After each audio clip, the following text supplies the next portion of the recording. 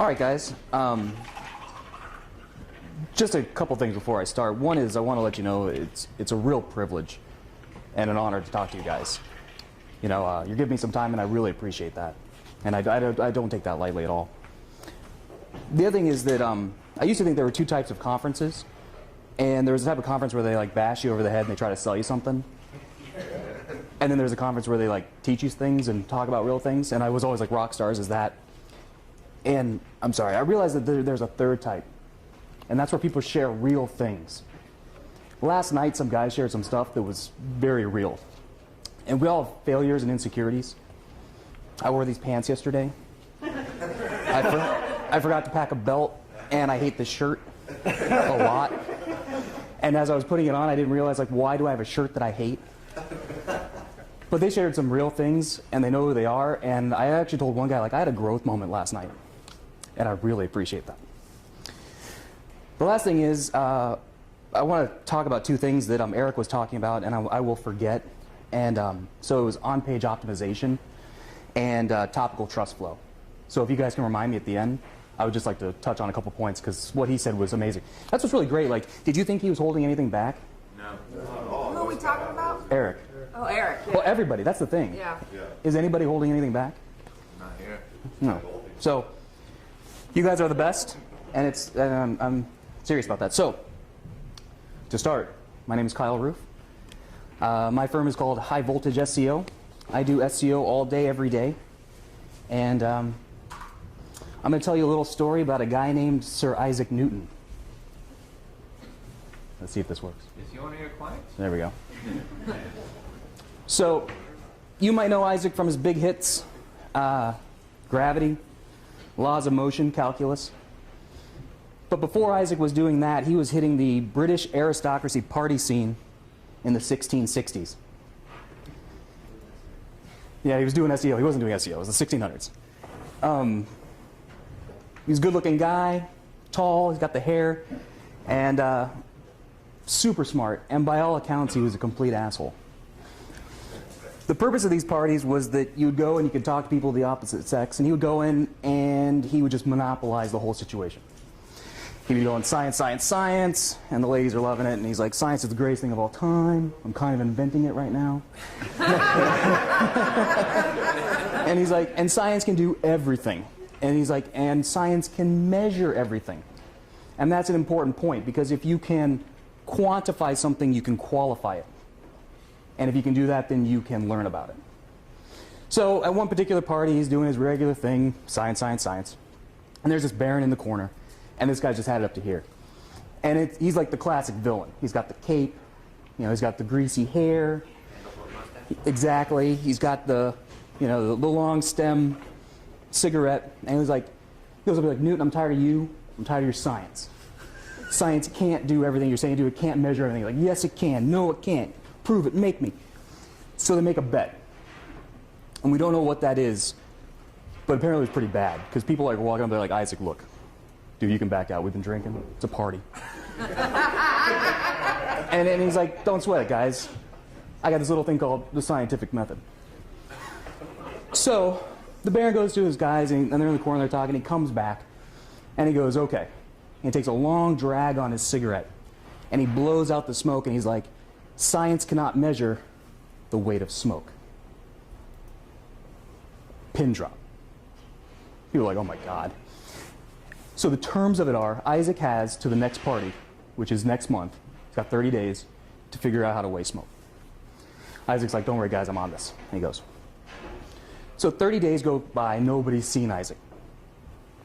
Not a peep. Fast forward to the party, we're hours in, he's not there. It's tense, like people on their appetizers, you know, and the baron's in the corner, he's like more resplendent with a longer cape and just, you know, just being him and loving it. So the party's kind of winding down. There's a commotion at the back, and here comes Newton. And he's wheeling in a cart. And it's got a tarp on it. People are like, oh my God, did this guy just invent like a smoke weighing machine? And like wheels it in, and it kind of comes to the middle, and everybody's gathering around, and he takes the tarp, and he pulls it off, and it's just scales. And people are like, okay. And then he pulls out a cigar. And the Baron's loving this. He's like, what are you going to do, man? You going to like blow smoke on the scales and see how that works? And he's like, cool your jets. So he takes the cigar, and he puts it on the scale, and he weighs it. And he goes, we can all agree the cigar is 10 ounces. He then lights the cigar. It burns all the way down to ash. He remeasures it, and he goes, we can all agree the ash weighs 3 ounces. The weight of smoke is 7 ounces. Mic drop. And he's like, ladies, this party bores me.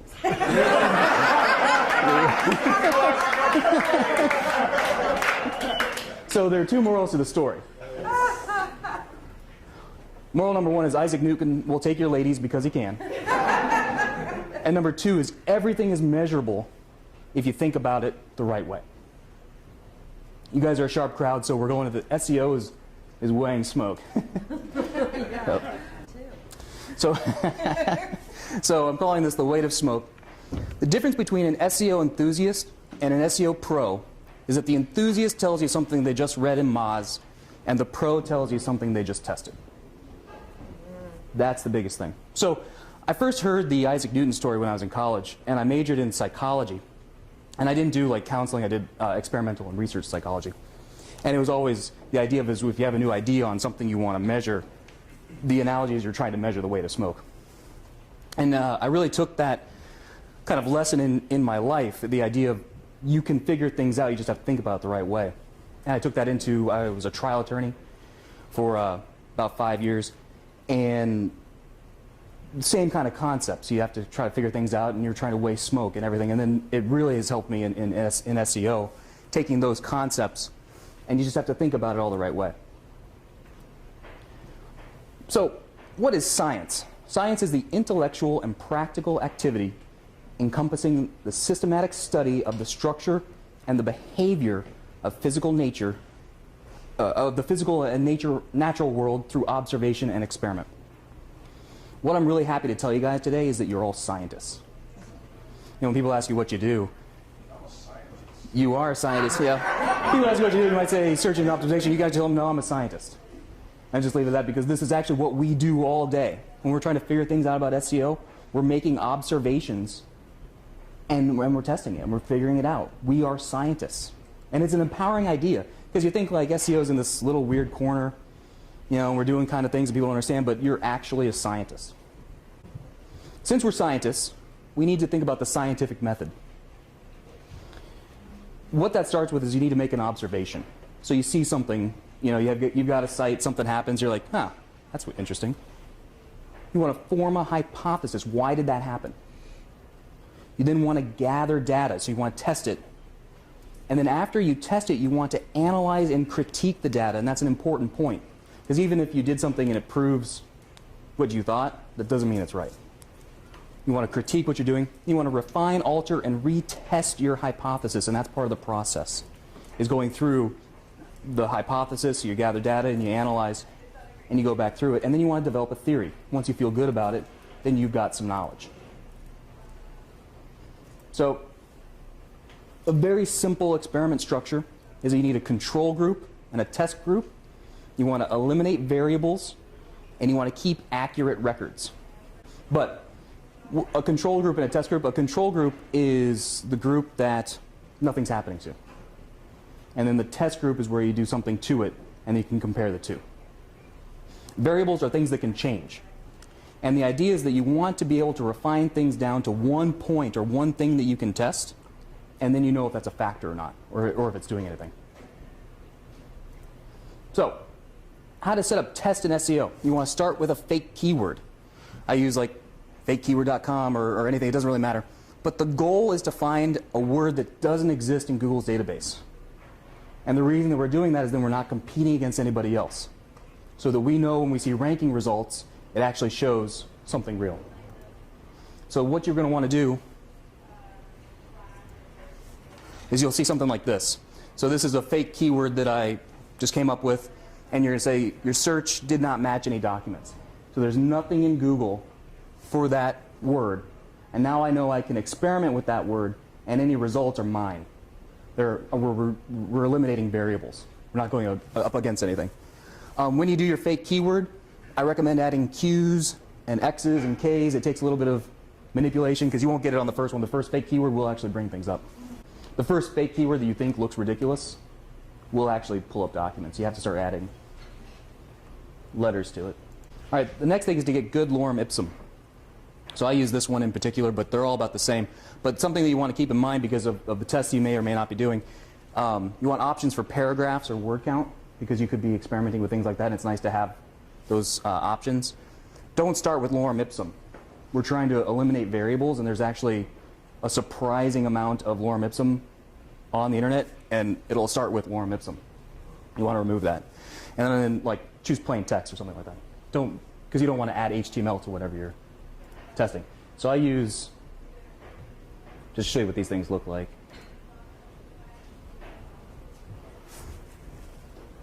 You can see I go to Upwork a lot. Just nice options. But anyway, the point is, this is a crappy website, but it spits out good lorem ipsum, and it generates and it's random, and you can change variables. Okay. So now you've got something you want to test, and we're going down to one thing. What we're going to do is we're going to set up 2 pages exactly the same. So we're going to have the same lorem ipsum. I usually include an H1 and an H4. And the reason that I include an H4 is because I may have run a test and I know that index is first. I put the fake keyword randomly in the body text. I put it in the URL, and then I add some lorem ipsum. So for example, on a test page, I've got my fake keyword that we saw before and some lorem ipsum. And then the control page, we've got the fake keyword and a similar amount of lorem ipsum. And the reason that we're doing that is we want to get this as close as possible. I've actually found, I was doing tests with like colors, and I found that was throwing things off.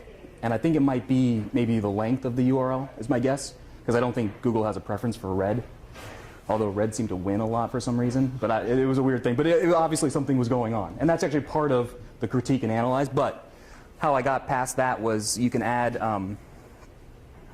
similar lorem ipsum on the end, and we're putting our target keyword right next to the URL, so then it's basically the same page. This is how it looks in WordPress. So the fake keyword and that is in the title, H1, H4, and you can throw it into the text. Sorry, can you see okay?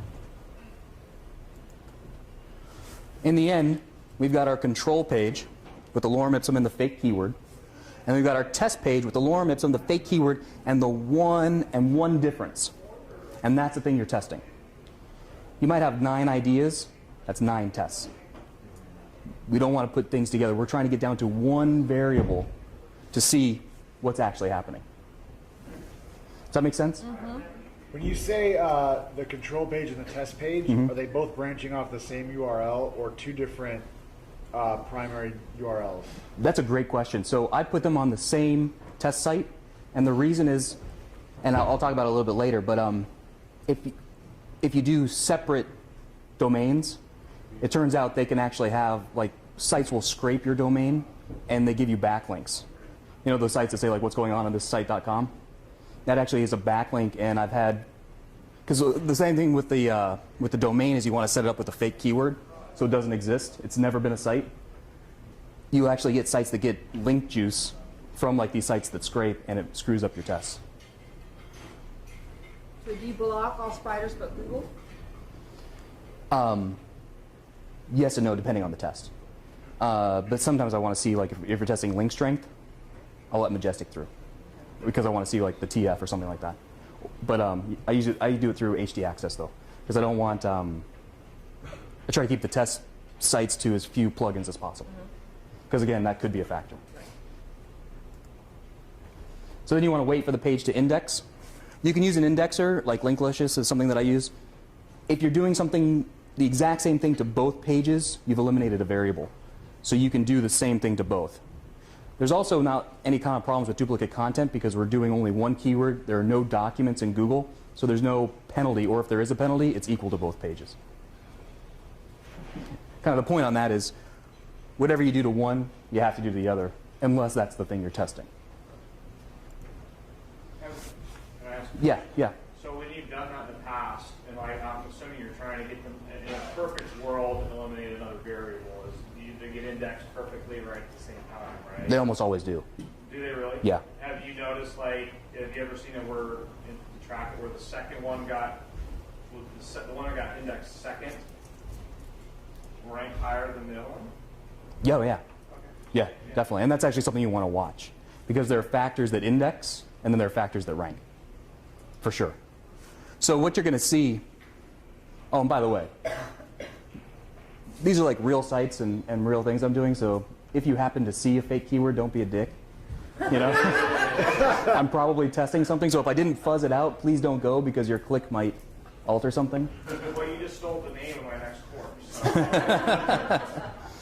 So when you view your results, so this is a test that has 2 pages. So what you're going to see is you're going to see one result and it's going to say there's duplicate results or hiding them. You just want to click that little blue link and then you see both pages and then you've got your winner. You know, and what I have found for most things is that if you give it about a week, that will give you enough time to figure out if you're ranking, you know, which one ranks. So you'll see which one indexes. For most things, it's a few days, depending on how quickly Google is spiting your site, and if it's a test page you've had for a while, or even if it's not, they can show up pretty quick, but you'll get your winner. And then you know that this one thing that you've done is outranking the control page, and you found a factor that is a ranking factor, and now you have knowledge that nobody else has. You literally know something about Google that nobody else knows because you've tested it. And it's very empowering. you really feel like you have a moment like you just created fire. Like you really feel like you measured smoke. You mic dropped, you took the ladies. You know. I'm going to show some recent tests that I've done, just so you can see some results. But before we get into that, does anybody have any questions about the methodology?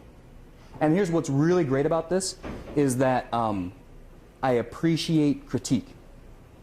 I recommend getting a buddy when you do this. Carolyn and I do some tests together. And it is fantastic to bounce ideas off someone because they're going to think about it a little bit differently than you do. And that's what science is all about. That's what testing is all about. Yeah? Good question. If you're testing something like interlinking within the site, Uh-huh. and you're having 2 different URLs, Right. and you just mentioned that sometimes these sites get scraped, Mm-hmm. do you monitor like all the time if the linking profile has changed? Is that how you would hold that? Yeah. Presumably, and this you have to make certain assumptions, but presumably if you make 2 pages on the same site, they're going to have the same juice. So even if they like a link goes into the domain, presumably it's getting that same juice coming in. But what you're talking about, like with interlinking as well, I realized actually in a test, and I'm going to show that interlinking was really screwing with my results because there are links that are more powerful on your own site than other links. And so you probably want to eliminate menu links. You want to eliminate sidebar links. You want to eliminate powered by WordPress or something at the bottom. Take away all links if you're measuring linking so that you know that one link is the factor. And that's part of eliminating variables. Do you run most of your tests on the same site? I have maybe 15 test sites because I'm usually running multiple tests. But when you're measuring, when you're measuring one factor, to do it on one page or one site. And have you done multi-factor experiments? Like 2 dependent things? Yeah, like 2 dependent, or where you're creating 5 different variations that you're testing. Yeah, I'll show you one of those. Yeah. Well, yeah, I'll show you. For your control and your experiment page, Uh-huh. do you pick those based on wherever they land? Like if they land index number 1, number 2, do you make number 2 your test to see if it jumps, or? No, I publish them at the same time. Yeah. And then the idea is that to watch what indexes, because that could be a factor, Yeah. and then watch what ranks. So I publish them both at the same time. But that's like another experiment you can do. You can get 2 pages, and then you can try to move the needle. Yeah. That's another. And if they're exactly the same, then you know whatever you're doing to that one that was below for whatever reason, maybe and it could just be like the lorem ipsum, or like the length of the URL. And then whatever you did to move the needle, that was a factor. Basically, I think he's covered his ass on everything that he's tested, so it sounds like everybody's just trying to make sure, but... No, these are great questions. Yeah. I mean, and this is actually the process that I've gone through. Because you do a test and you're like, hey, yes, I was right. And then you start thinking about it, you're like, oh, wait a minute. Or why is that happening? But then you have tests that go horribly, horribly wrong. You know, and you're like, ah. And then, but then that's when you have to then start realizing, like, okay, well, why did that happen? And it leads to more testing. And then, again, more knowledge. Yeah? When you're searching for these keywords, I mean, I've found that you should do it as an incognito. Yeah. If you are looking at your own results, and if a clicks are factors. So you want to click as little as possible, do it in incognito. If, you know, because like those are all things that can, so always what I do if I'm going to click on one to look at it, I click on the other one. You know, because then we're trying to eliminate variables. So if you're just going to your one test page and looking at it the whole time, you're probably influencing the results in a negative way, in a way you don't want. Some of the recent tests, so on page factors, just a simple one, the meta title, should it be the same or different from the H1?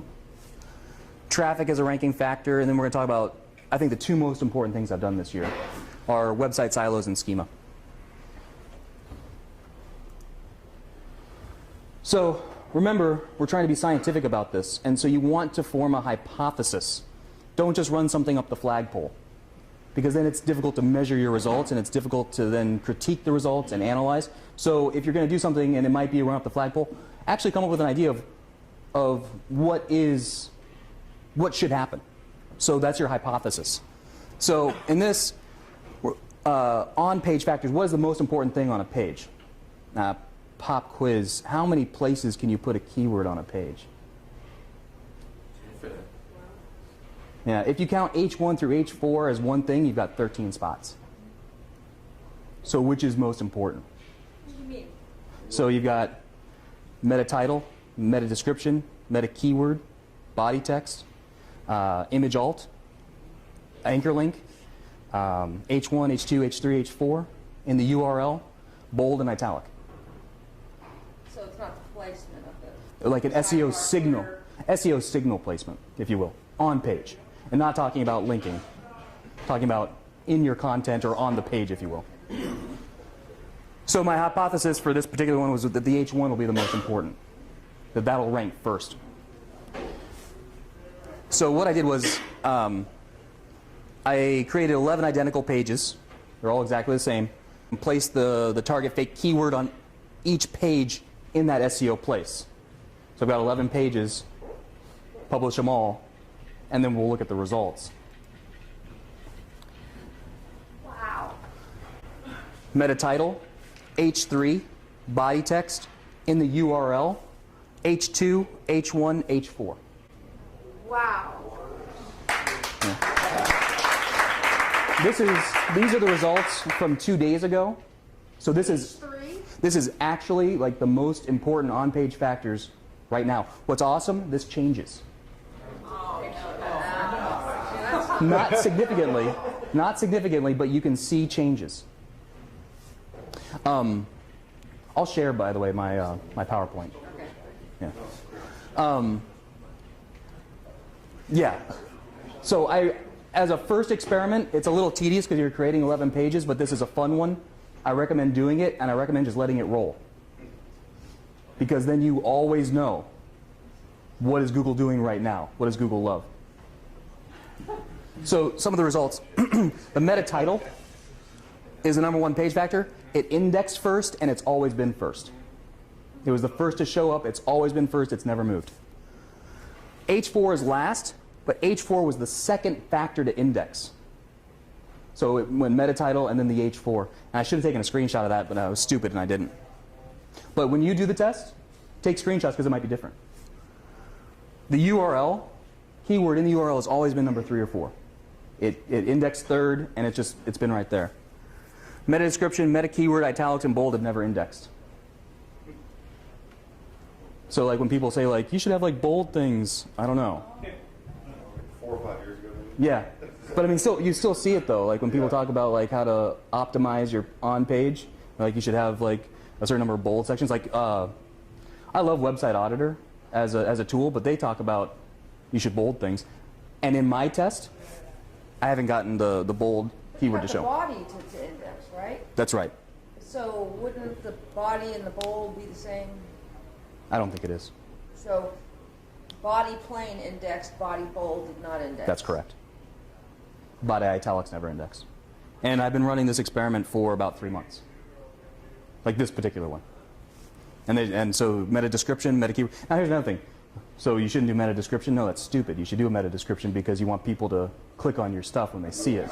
You know? Or like, oh, we should do meta keywords. No, I always do meta keywords because A, it's natural, and B, I think Bing probably uses them. Maybe that's another test, right?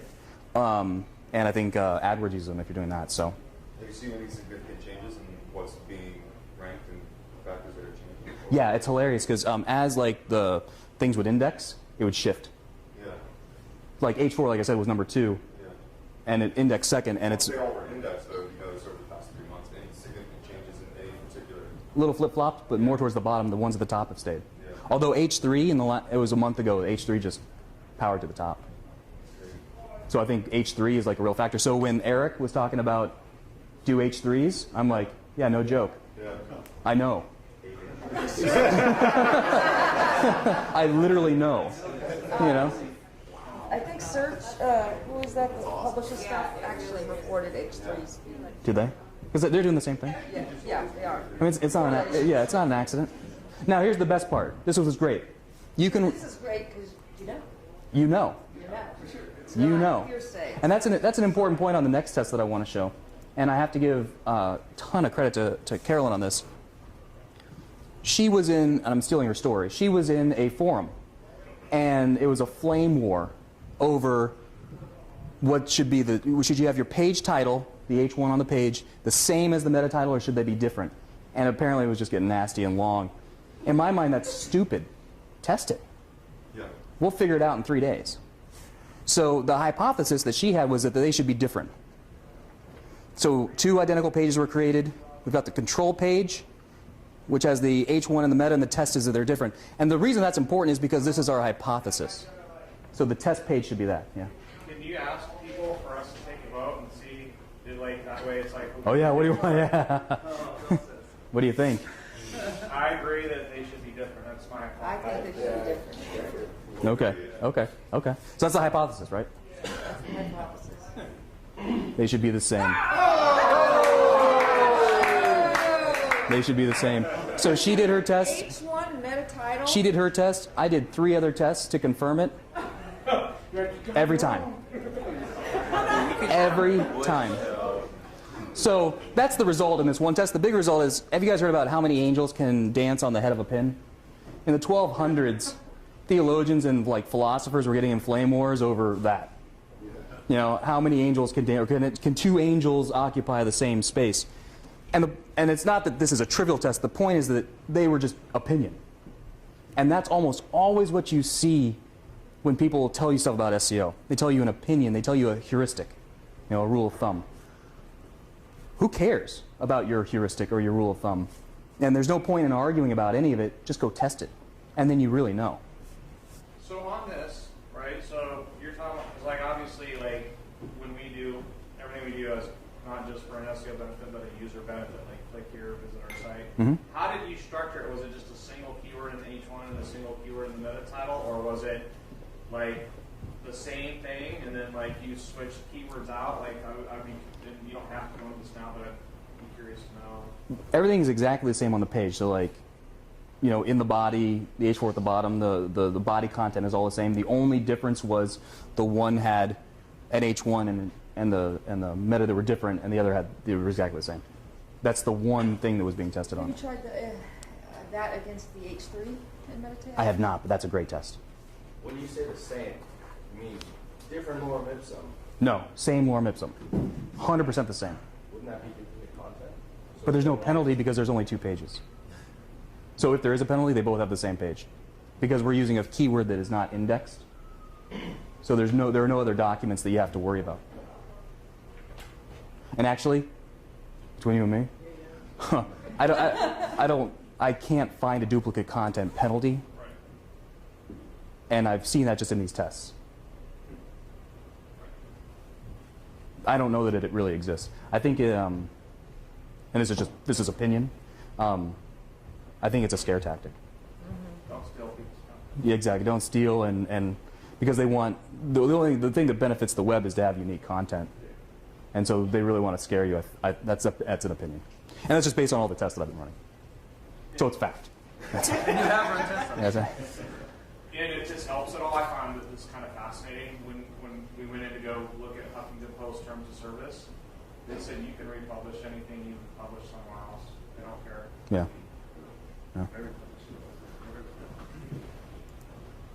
Okay. This next one I really love. Are visits alone a ranking factor? So the hypothesis is a page that receives visits or traffic will outrank a page that receives no visits or traffic. And it's just a visit. So 2 identical pages were created. The control page received no visits. The test page received a bot, and I used Supreme Traffic Bot, once every 10 minutes. The bot would stay on the page for 10 to 15 seconds and then would exit without clicking on anything. So bounce rate is 100%, no time on site, because it takes about that time for the analytics to count the visit. It's about 10 seconds, 15 seconds. So it counts as a visit, nothing happens, it leaves. Page load, gone. Thoughts? Negative. The page getting the traffic wins every time. It's crap traffic, so it's the worst you can possibly imagine. It will always outrank a page that's not getting any traffic. So in the original experiment, I spent the bot every 10 minutes. I reduced that down to once an hour, same result. So it's only getting 24 visits a day. Have you tried applying any of the ranking factors to the control page, and then sending, like, how many visits does it take to outrank a page that is well optimized, or? Yeah, I'm working on that now. Oh. Yeah, I'm doing that now. In all instances, like in these things, the pages would rank in 2 to 3 days, so that's approximately how many visits. You can calculate those visits for this particular test. But crap traffic will just beat a page that's receiving no traffic. And is that unique traffic, or is it the same? Like, how does that bot? I set the bot to realistic. So in Supreme Traffic Bot, but that's a great test too. Maybe that's a variable that I screwed up. Maybe I should have sent it from one browser. Good point. But I sent it as random because just. Well, what might be an interesting test is maybe you send it from the same thing, and then that's like a false signal that actually would hurt. Exactly right. Or how about this one? Why not have a bot that's doing Internet Explorer and a bot that's doing Firefox? Yeah. Maybe Google likes people that use Firefox better because they're smarter. You know what I mean? You know what I mean? Like maybe the browser that you use is a ranking factor, and we can figure that out. And that's actually what all the tests, they always create a new test. Always. And that's what's so much fun about it. So now I've got, you get this knowledge and you're like, oh, well, what about this then? And then you get more knowledge, and then you get more knowledge. So that traffic one is really blowing up, and I'm running a lot of tests now on traffic. So I'm looking at traffic alone versus time on site. Traffic alone versus 1 click. Taking a bounce rate to 0. Taking a bounce rate to 10. 20, 30. Traffic alone versus page views. And then all the other signals against each other. So what's, in the end, I'm gonna know, is time on site more important than page views? Is bounce rate more important than whatever? And so when it comes down to, like, when people are telling you, like, what you should do for SEO, I know what I should do for SEO. Because I've tested it. So this is a course, right? That's right. How do we get the results of your tests in a newsletter or something? Yeah. Is there a place to sign up for it?